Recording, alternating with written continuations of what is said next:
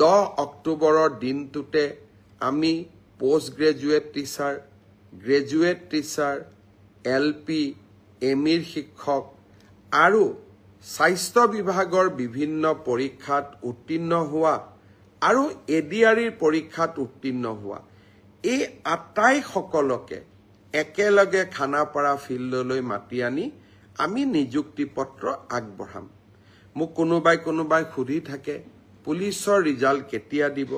সকলো ৰিজাল্ট আমি এনেকে দিম যাতে আপোনালোকৰ হাতত আমি 10 অক্টোবৰৰ দিনাখন আমাৰ নিযুক্তি পত্ৰ আমি হাতত তুলি দিব পাৰো। বহুতে মোক সুধিছে যে ADREৰ নতুন এডভাৰটাইজ কেতিয়া হ'ব? পুলিচৰ নতুন এডভাৰটাইজ কেতিয়া হ'ব?